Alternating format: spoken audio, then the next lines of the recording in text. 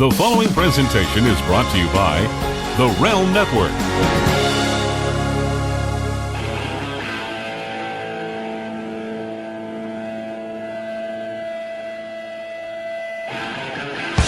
Hello, everybody. Welcome to the show. And listen, I'm going to tell you something. I've been pretty proud of this run because I've been doing now podcasting for over a year now.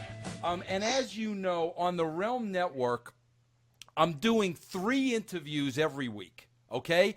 And I've been taking great pride in I've not had the same guest on twice.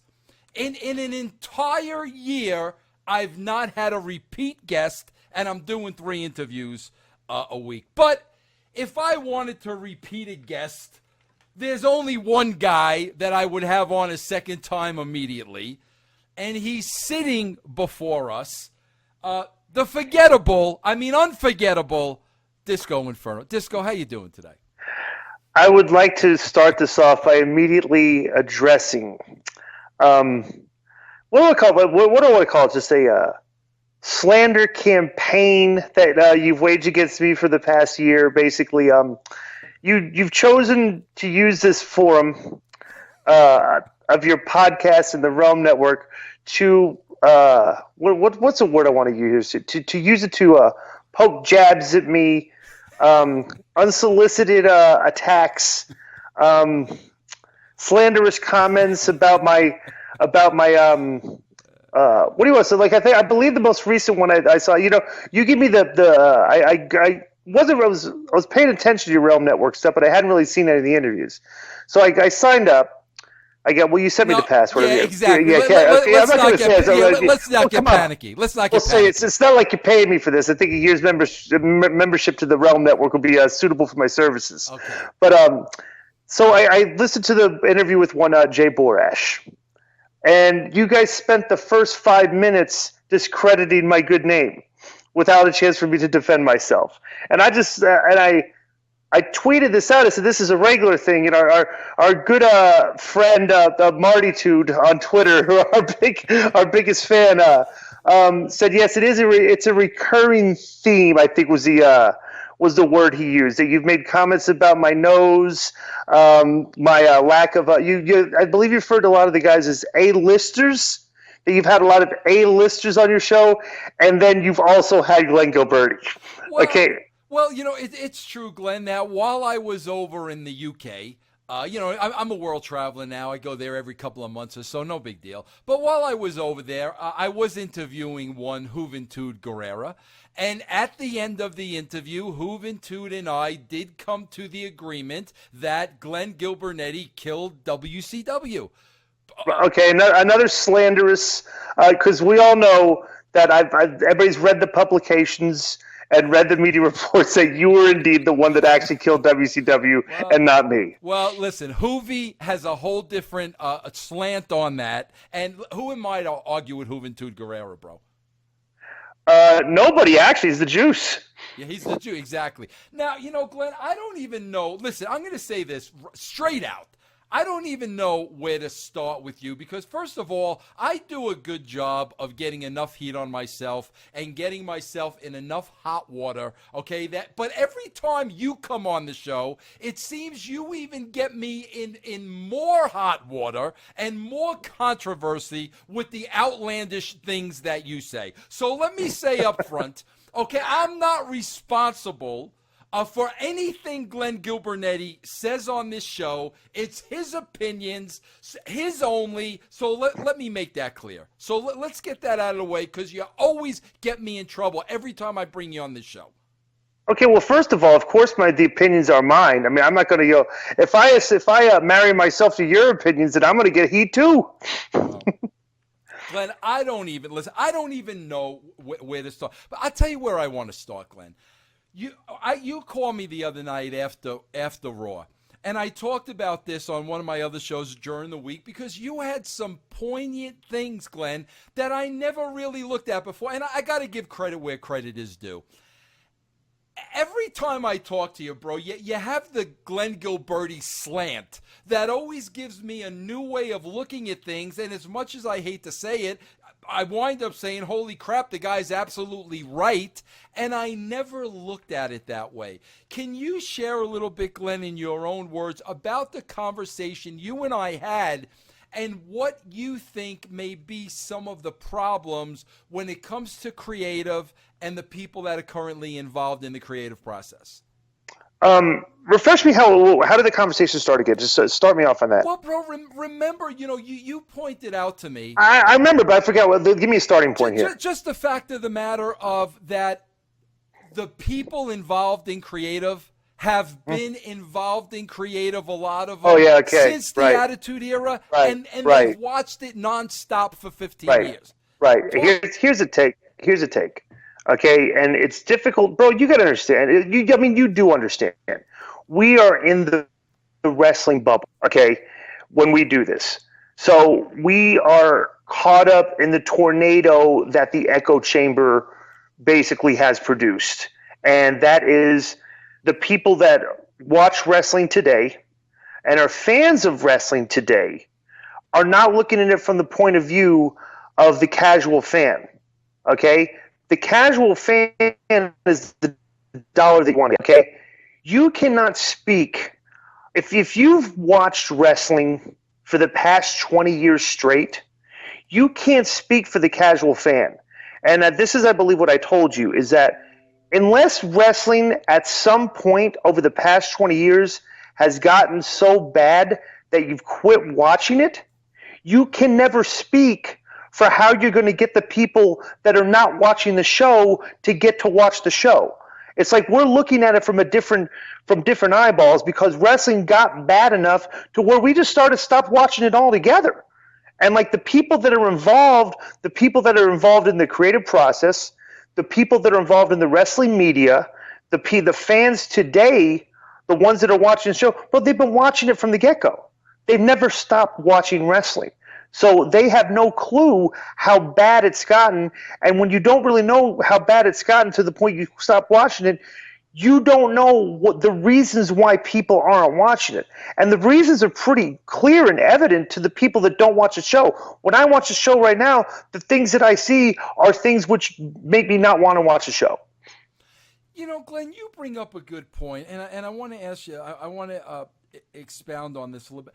Glenn, how could people – Glenn, we're wrestling fans. Let's face it. You and I were fans before we got in the business. When we were in the business, we're fans now. But we can't watch the show. Bro, you talk about those people that have been watching it 15 straight years, 20 straight years since the Attitude Era. I have to ask you, Glenn, what is the mindset that week in, week out – they can continue to watch this show that hasn't been good in years? Bro, I know we're all, habits of our environment. I get it. But Glenn, even if I'm hooked on a good television show, Office is your perfect example. A perfect example. I was a huge fan of Office when Steve Carell was the star of the show. Once Carell left the show, it stunk. The show stunk. So I stopped watching The Office. I didn't continue to watch it. How can these people continue to watch this product that has become awful? Because this is what's happened, okay? When you've smartened up the people on the inner workings of the wrestling business, and when you smarten up people that don't actually wrestle for a living, and you've taught them and educated them what wrestling is, they become immersed in the wrestling, the in-ring product, the technical, artistic aspect of the sport. It's just noise. It's like to them, like the angles are the part of the show that you don't give a rat's ass about. All you care about is the match. You want to see the good workers against each other. You want to see good wrestling. You judge the show based on how good the matches are. The casual fan doesn't give a crap about wrestling. Bro, it's like, I don't want to say that. Of course, a well-promoted match between two good wrestlers is a good thing. But just watching two guys wrestle for the sake of having a wrestling match, you can't sell that to people that don't like wrestling. And a lot of people don't like wrestling today because they're not watching it.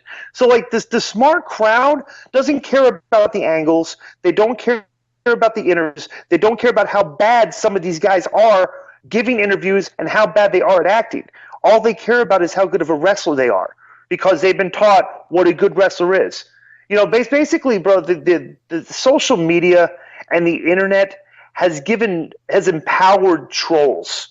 Okay, and trolls basically think they know better than everybody else. Like when you tell like if you've like worked in anybody's worked in a business where you hire a person and like within a week they think they have it all figured out. Like I've been in my job for 8 years. We hire people, and in the process of training them, after like a week and a half, they think they know everything about how it works. And there's so much that they don't. But when they think they do, they empower themselves to like tell everybody what to do and how to do it and stuff. So when we've empowered the wrestling fan to what good wrestling, so quote unquote good wrestling is, they think they know better than everybody. And they want to prove to everybody how smart they are. So it's the fan today has turned into more of a critic than an actual fan, bro. Like I don't know about you, but when I grew up watching wrestling, okay, and I got into the business and I became a professional wrestler, and I ended up working in creative, bro. I didn't care about the matches. I would record the show. I would watch the interviews. When the match would start, I would fast forward to the end of the match and watch and see what happened, see the next interview. But bro, I fast forwarded through the body of the matches because I didn't care. I just wanted to see the progression of the story. These days, people fast forward through the interviews and watch the matches in their entirety. So it's like, how can you sell that to a person that doesn't like if people like wrestling, more people be watching it. Less people watch it, so they obviously don't like it. So why would you fill your show with more wrestling? Bro, the other night on Raw, they had that segment at the beginning with Seth in the ring where he was rewarding the guy, giving him prizes and stuff. Bro, that was an entertaining segment, okay? Mm-hmm. The rest of the show, and just look at the show did a terrible rating.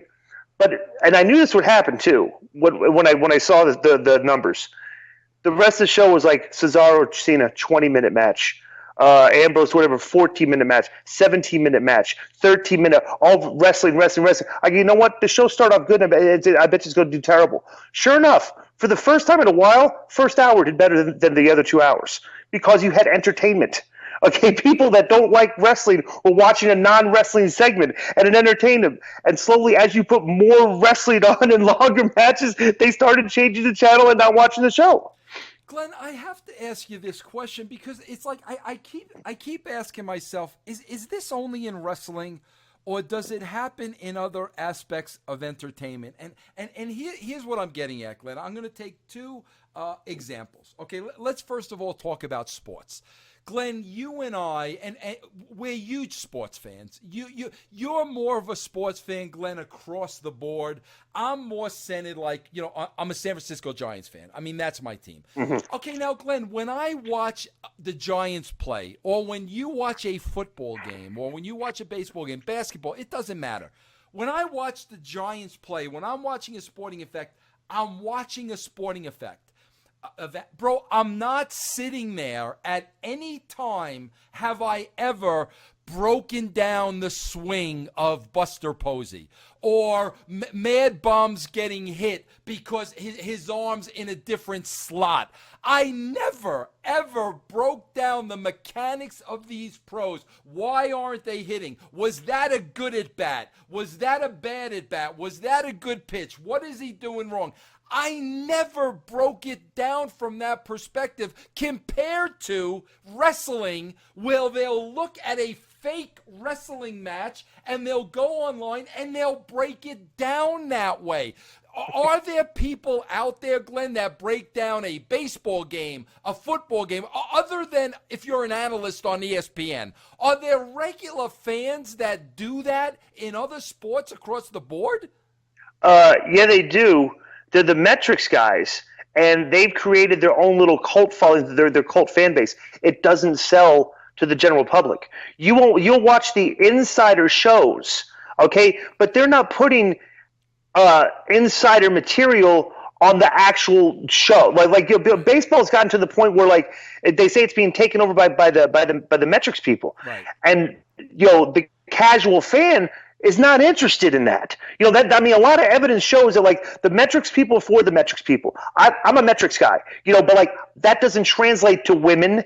That doesn't translate to the casual fan that's that wants to eat dinner, watch an hour of television. So it's just there's a lot of evidence pointing to that. A lot of stuff has been done that like the metric stuff is kind of like turning people off. It's good for the fantasy players, the gamblers and stuff and everything, and that creates kind of like what do I want to call it? It's like another reason to watch the game. But if you gear the whole broadcast to that, you're going to turn people off. Well, now it's gotten to the point where in professional wrestling, like I've said, people are interested in the technical aspect, the work, the moves, the spots. They love writing out the match, like the results of the match. Bro, the results of the matches are like 4 or 5 paragraphs now. I read it, bro. It reads boring. Like even like when you read the results of a match, it doesn't even sound like it doesn't sound entertaining to me. It says like if I'm reading this, I'm like, why would this be? Who would read this? Who has the time out to read a 5-paragraph review of one of the matches on the show?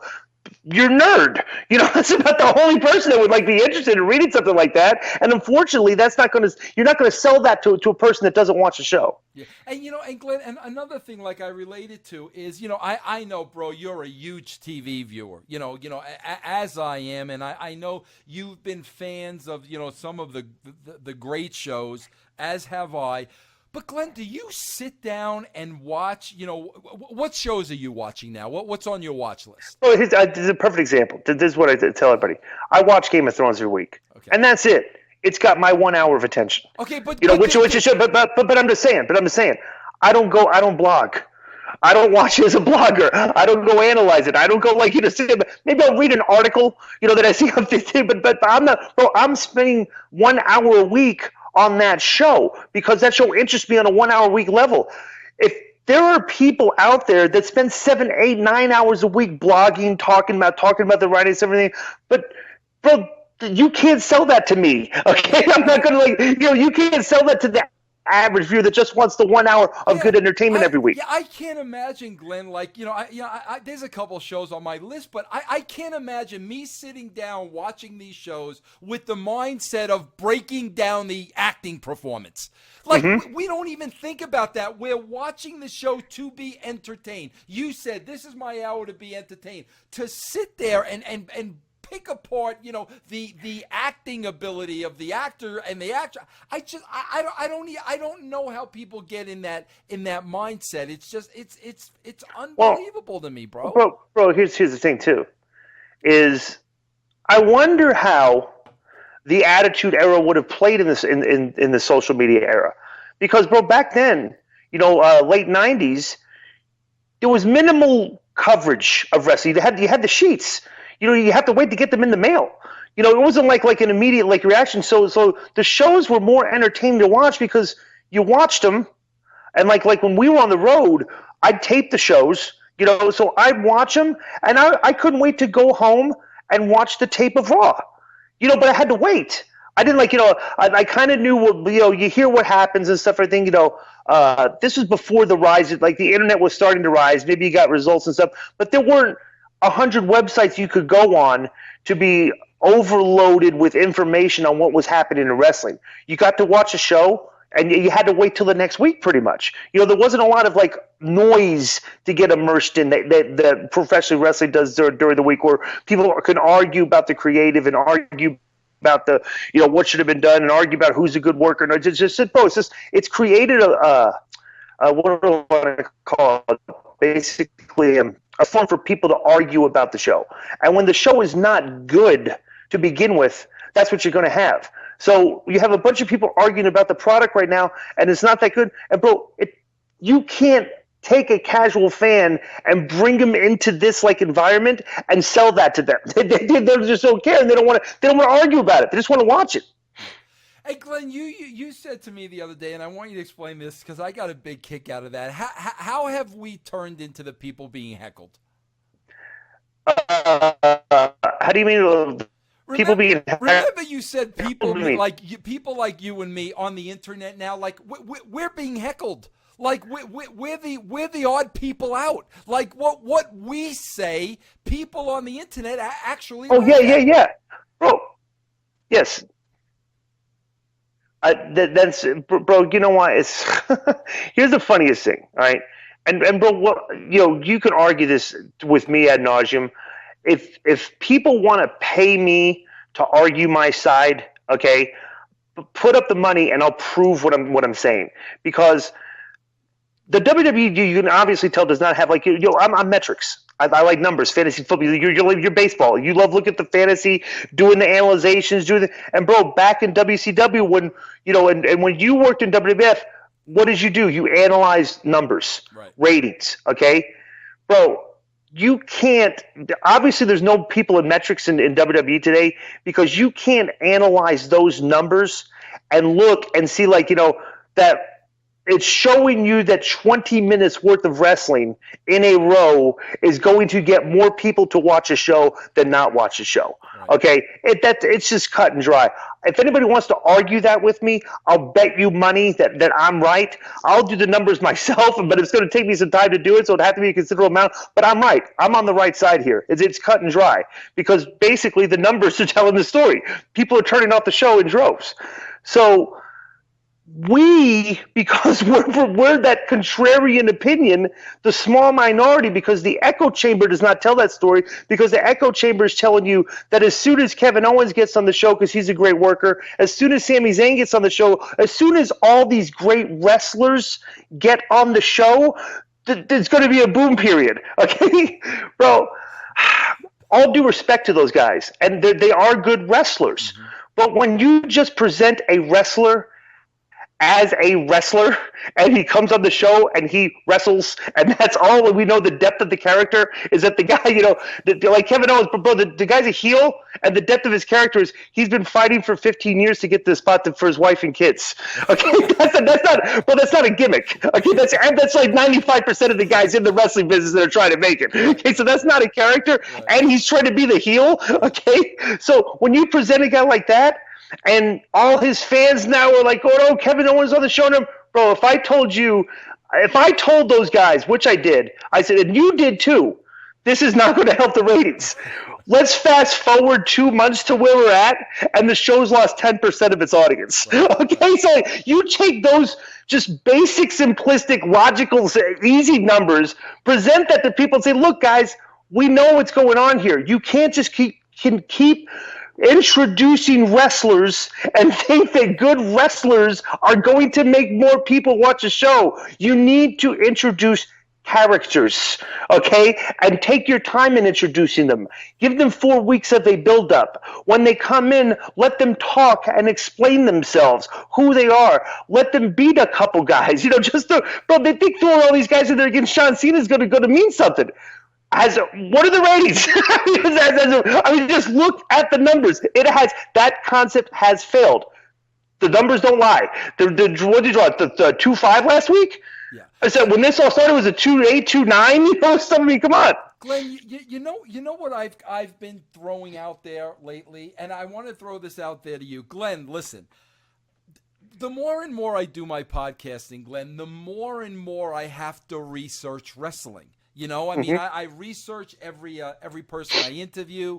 I try to research history. I do a lot more research now than ever before, Glenn, right?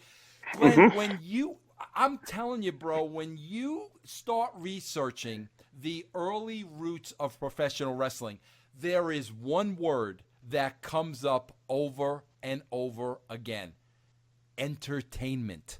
Wrestling started as a sideshow at carnivals to entertain the people. Every time you go to the roots of wrestling, bro, the beginning of time, you see entertainment.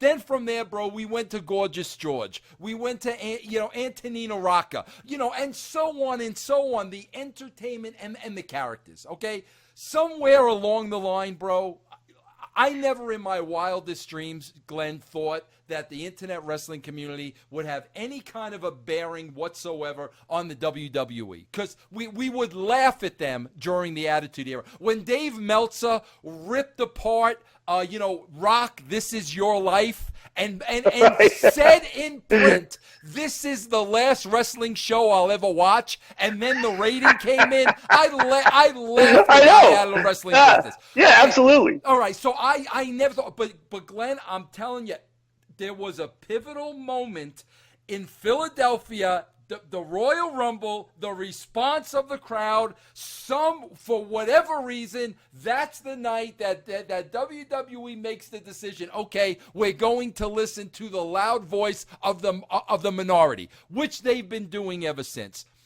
My whole point is this, Glenn. If everybody wants wrestling, and Glenn, you and I know a lot of these young athletes in the business. They all want to wrestle, be wrestlers, be great wrestlers. Bro, here's my deal.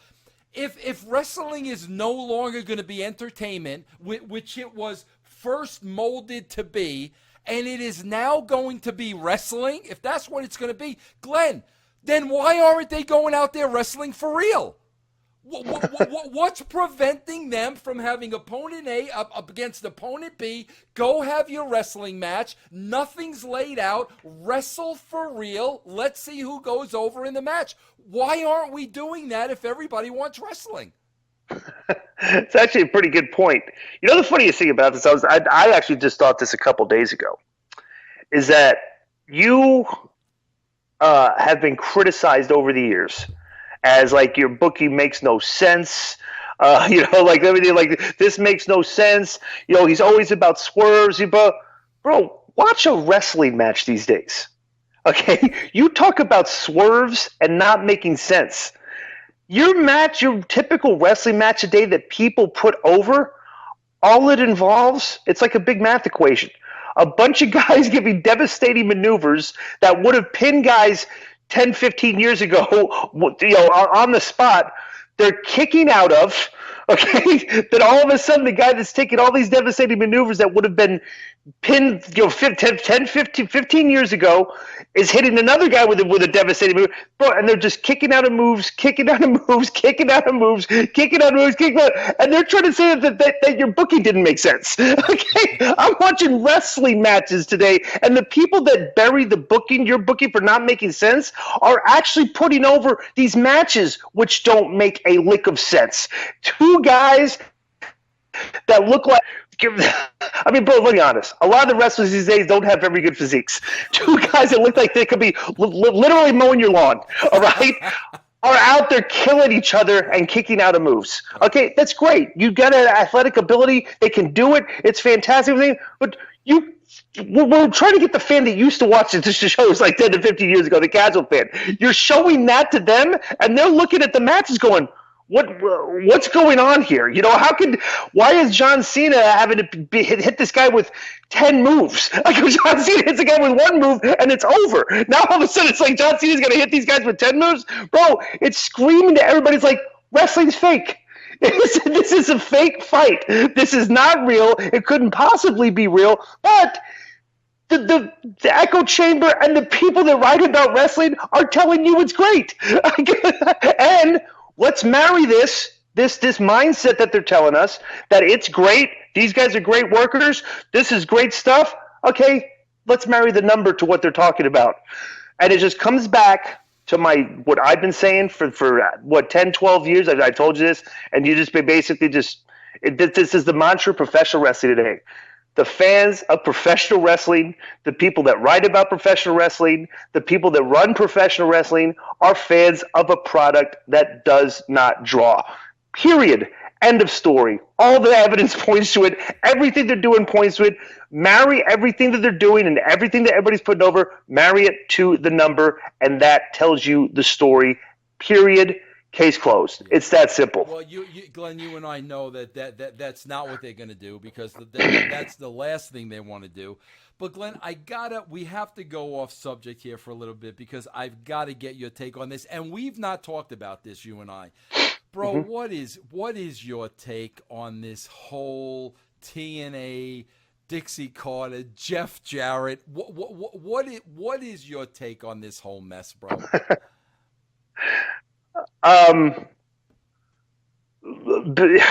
Because you're in wrestling now every week, and you have to follow this, right. And like you have to think, bro. To me, this was stories about shows that nobody watches. Right. I mean, I think, bro. You know what's funny, bro? Look at the Nielsen ratings on Wednesday nights. Okay, the shows are terrible. You know, even after Jeff's big debut, you know, takeovers or coming back he came back to TNA, King of the Mountain match, and they followed it up with what? The following week, all this buzz, a big exciting what? Sit down interview. that wasn't only, okay. Bro. That wasn't only last week. It's going to follow into this week. So 2 weeks. Oh no. Okay, and the ratings plummeted. By the way, you know. So okay, so bro, if you want to laugh, look at the shows that get higher ratings than wrestling on Wednesday night. It's it's sad. It's sad that we've come to this, but it's also almost comical that you have people that are in the wrestling business putting over stuff and everything. And I'm like, guys, you can't outdraw Duck Dynasty. I go, you got guys, duck hunters, duck hunting rednecks that are getting better ratings than you. I'm like, what are you talking about? So it's like, bro, I've watched it. Here was just my take from the get-go. Jeff is a very intelligent person, okay? We know Jeff. Jeff comes from Memphis. Jeff is his father's son, okay, who promoted Memphis. Bro, Jeff's going to get money. He's going to get paid. Jeff is going to do what's good for Jeff, okay? The boys are probably not going to make much, but Jeff is going to get his because Jeff has always been very, very intelligent. One of the brightest, we disagree with him on a lot of things, but Jeff is very, I respect his knowledge of the business and what he's been able to do. He's one of the smartest guys I've ever known him in professional wrestling. But I just like people tell me these shows that they're doing today. I'm like, bro, those guys they're bought shows. I go, Jeff is not going to invest money. Jeff is going to make money and get paid his share, and then like everybody else can get what they can. But I've looked at this as like, Dixie, like they think it's desperation. That they think that this whole thing would create a buzz and stuff and everything. It's like nobody's watching this to begin with. The people that have to follow it and write stories about it, they're interested in it. But I wasn't watching the shows. I do watch the shows now because I work later on Wednesday nights, and I'm like watching them. I'm just looking at it from the get go. I'm like, wow, the production quality on these is really, really low. I go, it looks like barely more than like the local show I do here. I mean, they're just coming out of a little. It's like they're coming out of a door, like there's no like big entrance way anymore and stuff. And I'm just looking at like you can't. No wonder it doesn't do ratings. You can't sell that to people. It looks too minor league. Yeah. But I can't. I mean, listen, Glenn. I'm with you on Jeff. And bro, I told this story, Glenn. I never told you this story, and I'll never forget this story, Glenn. And I just said it for the first time a couple of days ago, but I'm going to say it again because we talked about the same exact thing. I basically said Jeff's getting paid. Jeff's going on there. He's putting over his Global Force Wrestling, and he's getting paid. Period. End of story. Glenn, do you know? Remember, bro, when we did when I did my Ring of Glory shows, and you were a part of the show, Glenn? Everybody involved in the show, like they knew who it was. And, bro, you had legends in this business, Glenn, doing it for $500 because they knew what the show was. They knew this wasn't Vince making money as a promoter. Bro, I'm talking about guys like X-Pac, Road Dogg, you, AJ Styles, Paul Bearer, bro. Like legends that, were doing it for $500. Well, bro, Jeff was my best friend at the time, so I wanted him to be on the show. Bro, he charged me 5 times more than everybody else to do a religious wrestling show, bro. So that's why I was telling everybody, listen, he's going to get paid. But Glenn, do you think, here's what I can't imagine, bro. Glenn, you have 13 years of a story in the making that reads better than any soap opera you could ever imagine. I was there smack in the middle of it. And, bro, the decision from a creative level is, after all this history and drama of 13 years, we're going to bring Jeff Jarrett back to put himself over in a match of his name. And bro, and here was this is like the piece I think everybody forgot. the whole premise of the story, bro, was that TNA invited him to be a part of this match because it was called King of the Ring. Okay, bro, first of all, TNA... King of the Mountain. King of the Mountain. King of the Mountain. King of the Mountain. First of all, bro, TNA fired him twice. Like, not once, bro. They fired the guy twice, but now they decide, well, we're gonna invite him to be a part of this match. Bro, do you think the creative was that bad? Or knowing Jeff, do you think Jeff basically said, I'll come in, cut a promo, put me over in the match, and that's all I'm going to do? Okay, Jeff, absolutely, okay? But Jeff, being a very bright worker, didn't word it like that to them. Okay, we know what Jeff did, but he presented it in a way that to make it look like TNA was getting something out of it, but swerved them into getting exactly what we saw. What Jeff wanted to do, basically. But I guarantee you that Jeff didn't come in and say, "This is what I'm doing." Like, he didn't put the stamp on it and say, I'm doing this or else. He just basically swerved them into doing what he wanted to do. I don't know that for a fact, but me and you knowing Jeff and knowing the way he probably talked to them and pitched this to them, that's what he did. And that's what he brought us. That's why I think it's great, bro. I love the fact that Jeff is still making a good buck in wrestling, and he doesn't have his own promotion. And he's probably making more than he did when he was making it at TNA. With stuff. So, yeah, I mean, it's just, he's just a very clever guy. I mean, I can just see him basically swerving them, getting out of it. The funniest thing about this too is I'm thinking about, I was just laughing at the King of the Mountain match, bro. And I was thinking, I'm remembering when we were in the creative and we were coming up with the names for the pay-per-views. And do you remember me sitting there saying, guys, I'm sorry, but Bound for Glory sounds way too Southern. I go, if that's going to be our flagship show, we need to come up with the more edgy, bro, like I said, if we had New York Fifth Avenue marketing executives in that room with us, basically pitching us on buzzwords and stuff and everything and all that. Do you actually think that Bound for Glory would have gotten out of that room as the name for a flagship pay-per-view and Slammiversary, something on this? Remember, bro, I work on a show here in Vegas, the local show. The local shows have better names than the TNA names. They sound more exciting. Hey, Glenn, I'll do you one better, and I talk about this all the time because, Glenn, you know what I'm saying? You and I have said this for years. Bro, if Monday night show and Wednesday night show opened up with the black screen and just verbiage on the screen, what the show you are about to see is a parody of professional wrestling, then I think it would be over. You know what I'm saying, bro? Then, okay, this is a parody of wrestling. I understand it. But, Glenn, how funny is this? I remember, Glenn, the day I was in CD Warehouse in Atlanta on the phone with Jeff. We're trying to come up with a name for the show, right? It's on pay-per-view, bro, once a week. There's going to be nudity, cursing. Anything goes on this show. Scantily clad women. Naked women. Bro, there was going to be naked women, right? Right. So I suggested Jeff, okay, how about TNA?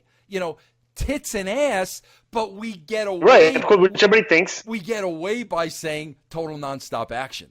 You know what I'm saying? I mean, that's how the name came about. Bro, what about the fact that they've never changed the name TNA?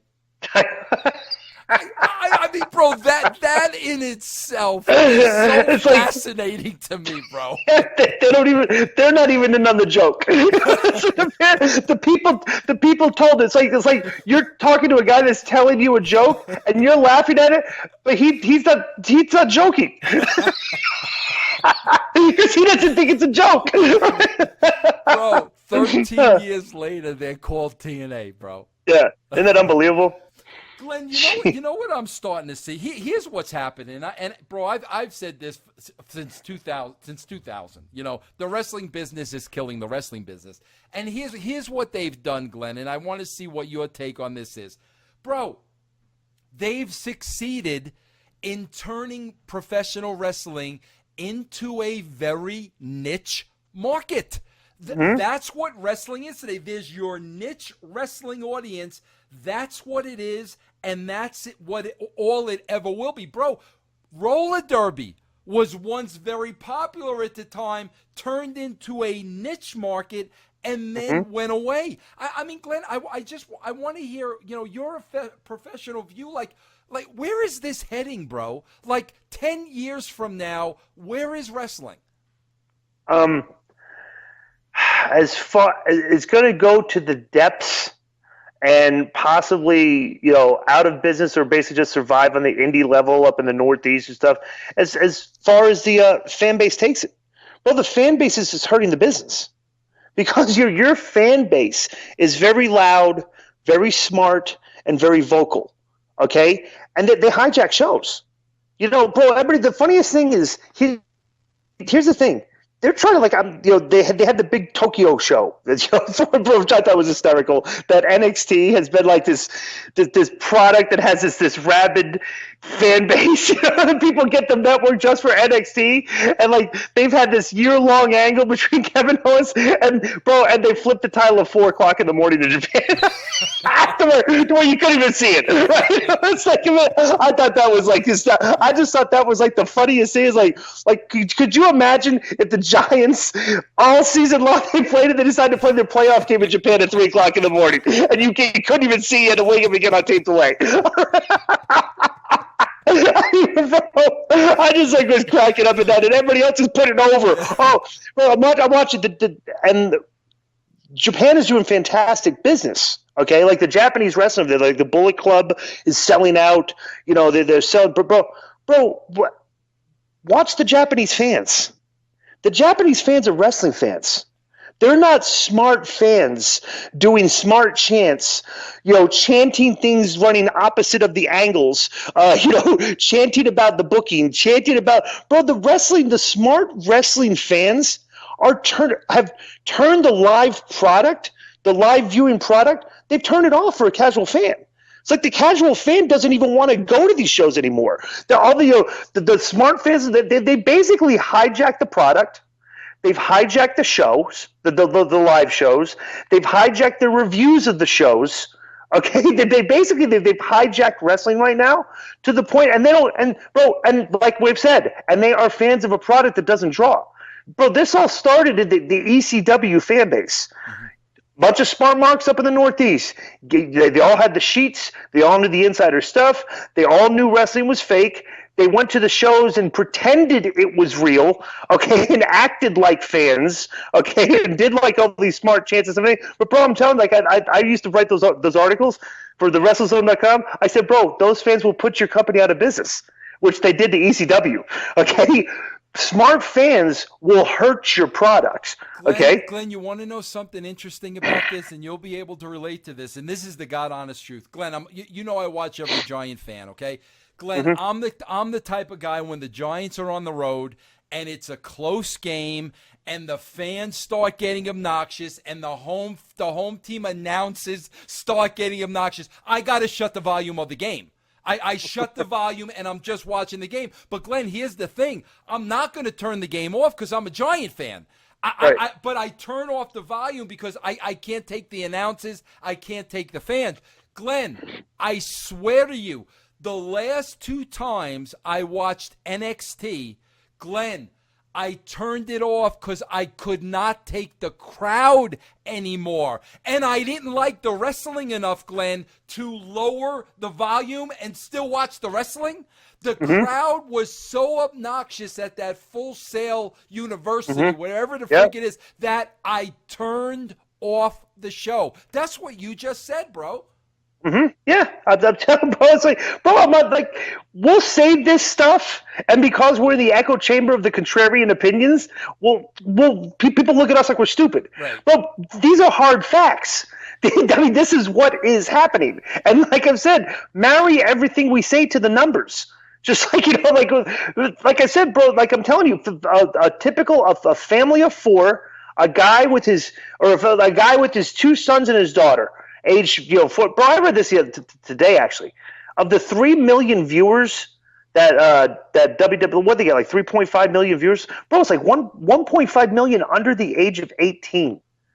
Bro, it's like the 18 to 34-year-old demographic is doing atrocious right now for that show. It's like the show is geared towards kids, and I don't know if you don't read the Meltzer, the Figure Four. Okay, you don't.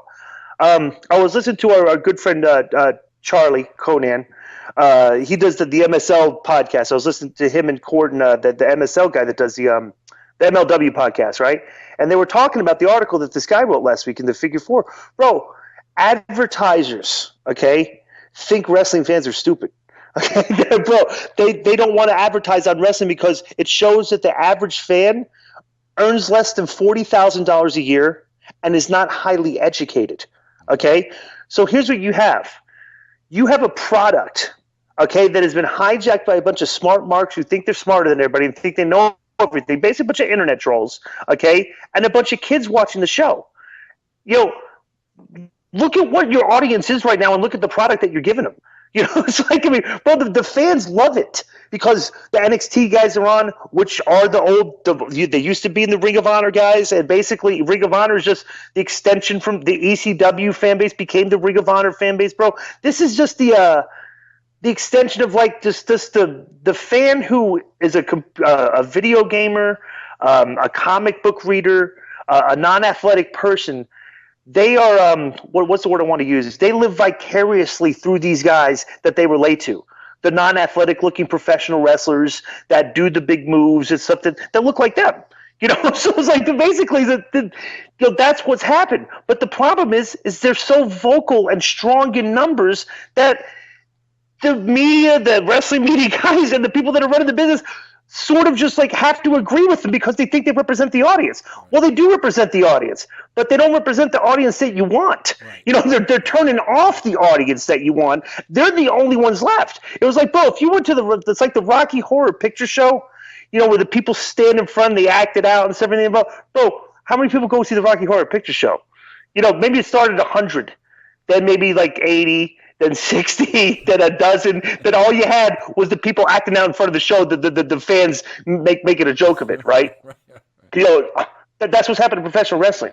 They ran away the casual fans. And Glenn, how many times have you and I said, which is so ridiculous, bro, as long as the word wrestling is somewhere in the title of the show, those Nimrods are going to watch it anyway.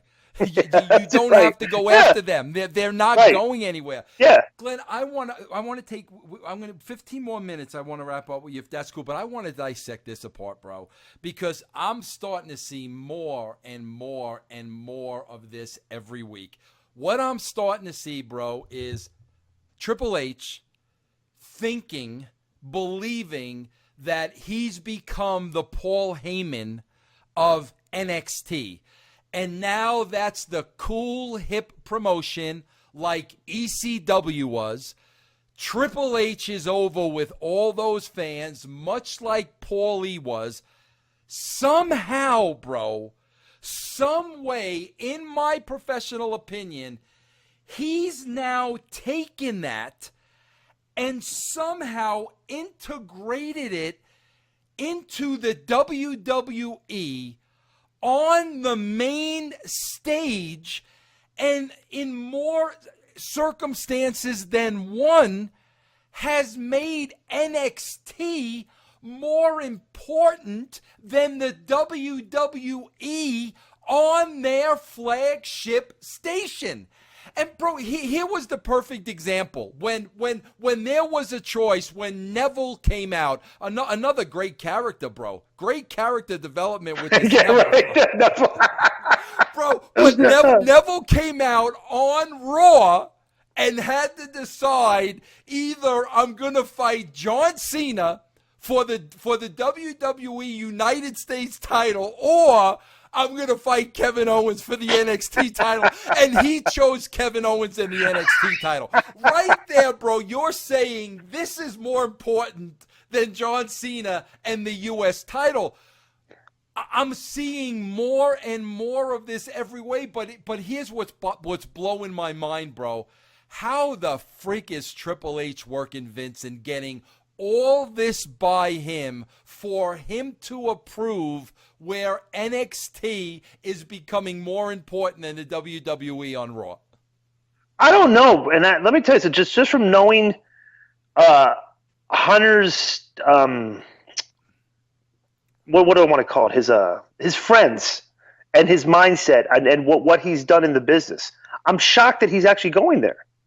You know, Hunter worked with Rock. Hunter worked with Austin. Hunter worked big stage wrestling. Mm-hmm. You know, big when pay-per-views used to make a lot of money and stuff. You know, the fact that he's marrying himself to a minor, let's call it, bro. It's the NXT. I don't care how they try to spin it. It's minor leagues. You know, it's just that's all it is. It's the minor league show. You know, and they're doing this. They're integrating the minor leaguers in with the main show and trying to teach. You know, trying to marry them to the level of importance of the main guys on the show. And all I gotta say is, bro, how's that working? You know, bro, your object is like if you're trying to use it to increase your network numbers and make NXT seem like an important show for the network, bro, you can't decrease your viewing fan base. You have to increase the viewing fan base on Raw to get more people to subscribe.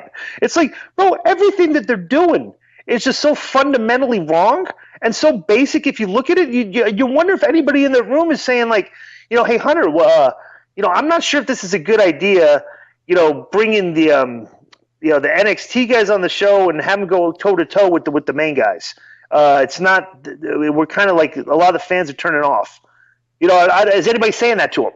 Does he have anybody in his ear, or is everybody just like, is it that thing like where it turned into everybody used to kiss Vince's ass? Is everybody just kissing Hunter's ass because they're not making any money anymore? And you figure that maybe this place might go out of business and you may be out of a job, so you're just trying to kiss the boss's ass and agree with them on everything? Bro, you know, it's funny. I tell people all the time, I'd like to have Hunter's ear for like just an hour. The Hunter that I used to know that I knew back before we started wrestling, but this is not what he was a fan of. You know, he's a fan of old school wrestling. You know, he's trained by Killer Kowalski and stuff. I don't know how he's green lighting and putting the stamp of approval on basically getting a lot of basically minor league wrestlers with their look and their charismatic value and treating them like big stars on the show. I don't know what has happened over the years other than maybe he's been watching the wrestling show for 20 years straight. He's never not watched a show in a week, and he's just so caught up in the bubble that he got caught up in the echo chamber, and he's been brainwashed. Yeah. Well, I think a lot of it too, Glenn, and I could be completely wrong, but I'm just going on ego and I'm going on human nature. I think a lot of it is since NXT has that cult following, that ECW following, and you know, Triple H is looked at like Paul Heyman was looked at back in the day, and you know, Raw is bad. You know, bro, you sit down and you look at Raw, and it is a very bad show. I think Triple H is clearly trying to say, obviously, fans, what I'm doing over here on NXT is me. This is my show. This is Triple H's show. Raw over there, that's Vince doing that. If I was in charge of that show, it would look nothing like it is right now. That's what I believe he's trying to say. But at the end of the day, bro, his priority should be in making Raw a better show. Because, Glenn, that's what people don't want to understand. The business depends upon how many people are watching your flagship product. Because Absolutely. Those eyeballs trickle down into every other facet of the company. People think that that's changed over the years. Bro, here's the argument all the time. Oh, it's not like it was back in the Attitude Era. The model has changed. Glenn, explain to me how that model has changed. The more people that watch on Monday night, they're going to go to house shows, they're going to buy merch, they're going to buy the network. How has that model changed? Well, let's just put it this way. Like I said, I do those MLW podcasts. I was talking to Court Bauer about this. Bro, the WWE is claiming that they have 80 million followers on social media. How bad is it, okay, that you have 80 million followers on social media and 4% of them look at Raw as a must-watch show. Think about that. But what's 3 million out of 80 million? Well, is it 4%? So it's like 4%, right? Yeah. So basically, you're getting 4 or 5% of your social media followers think that the show is important enough to watch live. One out of 20. I mean, is that just me, or is that is that really, really, really, really bad? Are those, how bad are those numbers? For what you think is like a must-see product. Yeah. So I don't know, bro. I do agree. Here's the second thing. Keep that thought for a minute. But here's the second thing that I think is hysterical. The television landscape has changed. That's okay, bro. Have people stopped watching the NFL? No, they're watching because they're evolving and they're changing and they're growing. Yeah, exactly, bro. Exactly. If the television audience, then the NFL numbers would be down, and the NFL numbers are not down. But finish your thought. What you were going to say? Oh, I was finished with that. Keep going. Oh no, but that's what I'm saying, bro. It's like it's the excuse after the excuse after the excuse, opposed to okay, what do we have to do to fix this thing? Mm-hmm. Well, that's what you have to do, bro. You got to write more entertainment and less wrestling. And if they can't, I don't know what goes on. From my understanding, from what I've heard, is Vince and Hunter sit in those creative meetings every week. They're both in there. I would love to be just a fly on the wall and hear these conversations where they're with the product that we're seeing on TV. Each night is getting through that room and through that creative process. I don't know, you've worked with Vince. I mean, could you imagine, if you pitched a 20-minute match with Vince with a mid-card guy on a show? I mean, he says, "Oh, it's a mid-card." I mean, what would he have said? Well, yeah, but bro, you wouldn't have even pitched that. Right. It wouldn't have even been in your mind, bro. I watched that show, and there are things on that show that would not have even been in my mind. I mean, I would forget about bringing it to the table, bro, But I don't know, Glenn. It's just tough because, Well, here's another thing, too.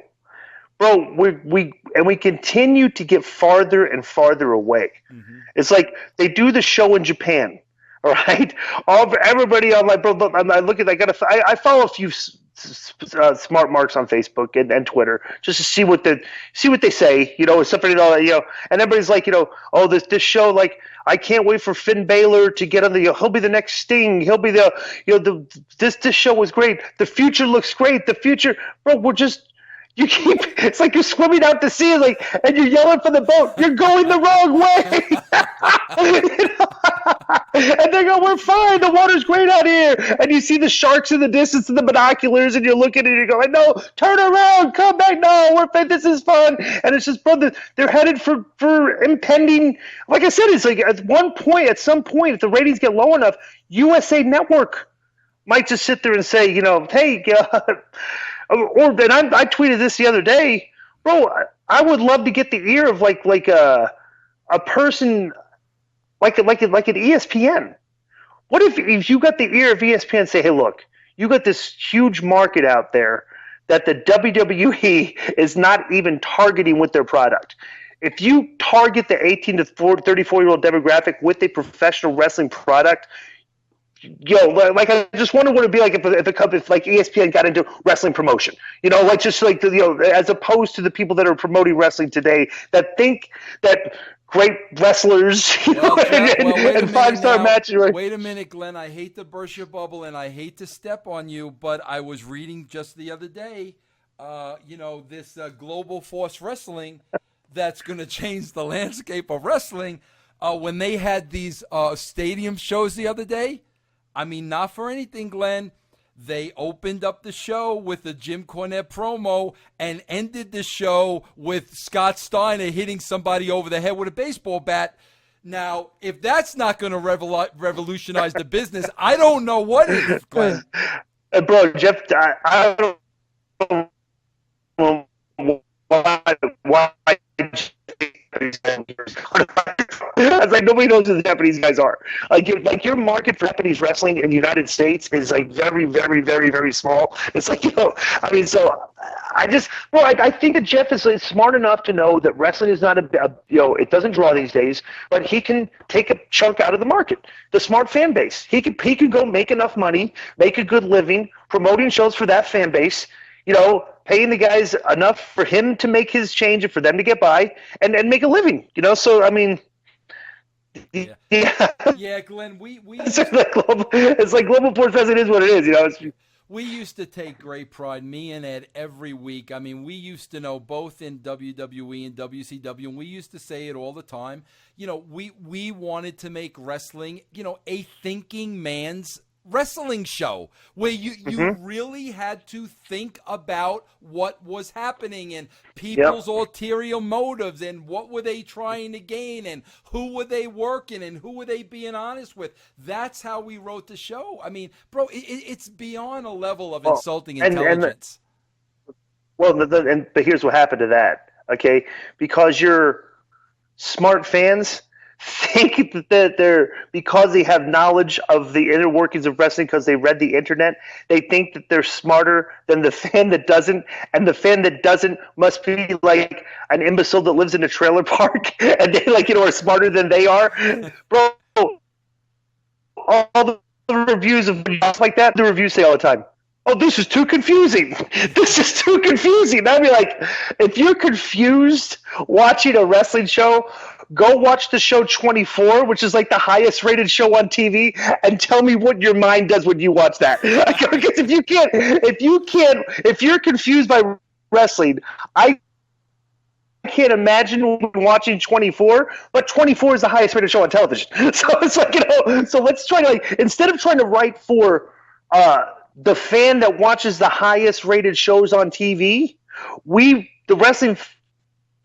the people today write shows for the fans of the people that are fans of the product that don't draw. So it's like, bro, it's just like, it's so completely backwards, and like they're going so far away in the wrong way, and they think that like good things, like a good match on TV is going to like create buzz and create more new fans. It's just like, I can just say each time, bro, you could put Finn Balor on TV, okay, and look cold like they've been doing these other guys. Just take it from NXT. All of a sudden he's on NXT, and he's walking down the show on Raw, and he's challenging John Cena for the U.S. title, and he beats John Cena for the U.S. title.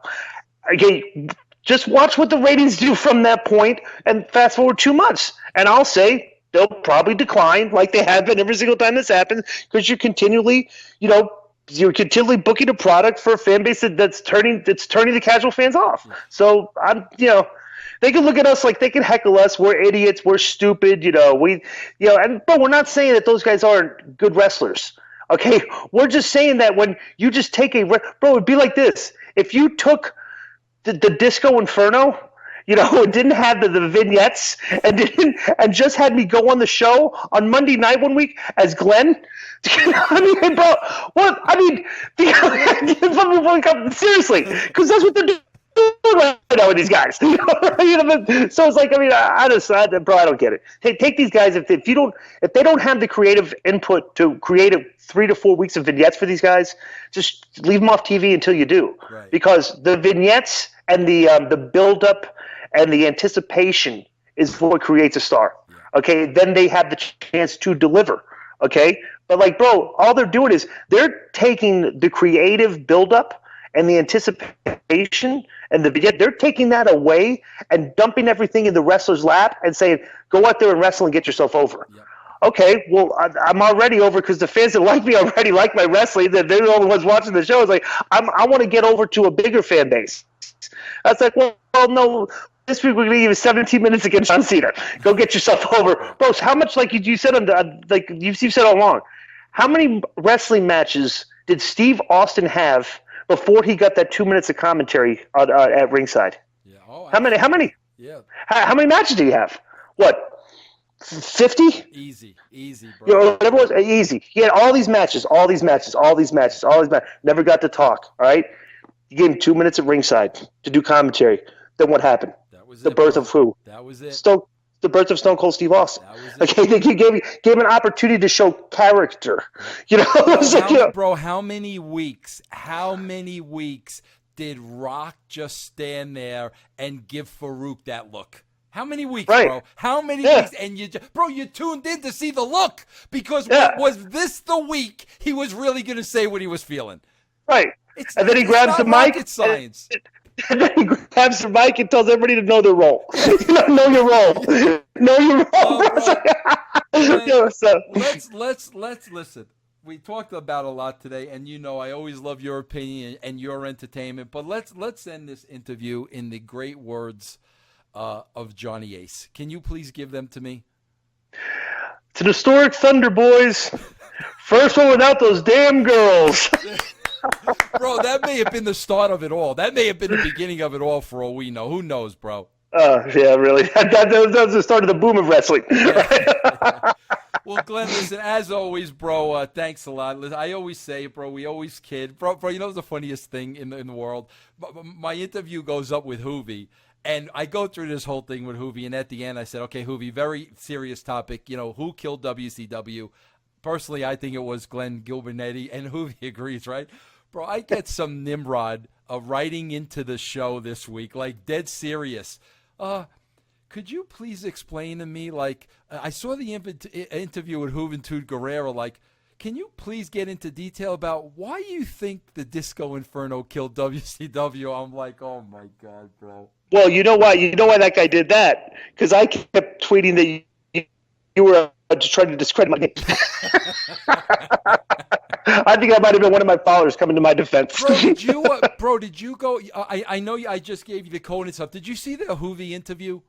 Not yet. I've seen. What did I watch? I watched the one with Borash. I watched one with Ed. I think those are the only two I watched. I watched some of your other ones before the Realm Network. Bro, he's in tremendous shape, man. I see on Facebook. Yeah, it looks great. Looks great, bro. I didn't know. Like, there's some heat with him, Ray, and Conan. There's some heat going on there. Yeah, but they've always had, like, Hoovy's always been kind of like there's like they love him, but it's like their dirt is like is like in the air. It's like everybody knows it, kind of like they're like, bro. It was like me and Raven. Like, everybody on the internet thought that me and Raven were like hated each other and stuff, but they didn't know, like, we're just really good friends that argue with each other all the time. So. Bro, do you still keep in touch with him? Yeah, I went the last time I went to Atlanta. I went and ate lunch with him and the very famous, the above average Mike Sanders. An interesting lunch. Yeah, me, Raven, and Mike Sanders had a big lunch. I've been trying. I think I got some kind of heat with him, and I don't know why. I mean, I've called him directly to come on the show. Bro, I got to tell you this, and I mean this honestly, Glenn. And with more and more of the guests I bring on the show, and somehow, some way, Raven gets in the conversation. Mm-hmm. Bro, I never thought I'd say this. Raven was by far, when I look back now, by far one of the most intelligent people I ever worked with, who, bro, had the gift of seeing things long before anybody else did, including myself. And I'm trying to get him on the show now to give him his props, and he won't even return my call. Well, I think he's got two numbers. You probably have his wrong number. He changed his number. I've got his number. Can you DM me that? Yes, I'll DM it to you. Because, bro, like, the more and more, like, Raven gets brought up, bro, the guy was smart.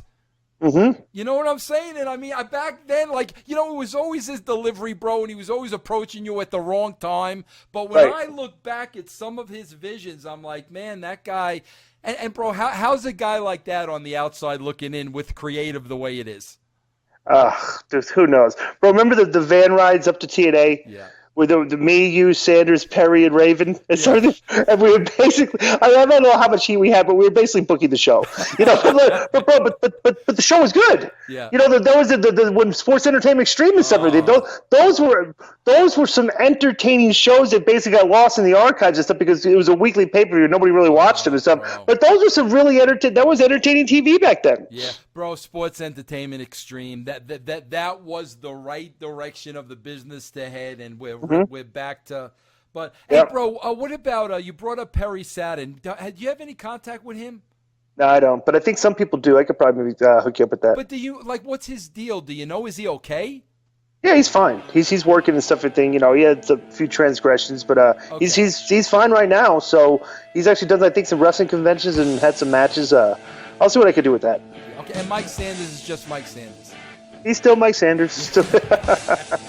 Well, Glenn, thanks for joining us today, bro. As always, I really, really appreciate it. I'm sure you'll be on in a couple of more months, and we'll be singing the same tune together. Same thing. Yeah, somebody's got to stick up for what used to be. But anyway, Glenn Gilbertti, Disco, as always, bro, thanks for joining us. Really enjoyed the talk.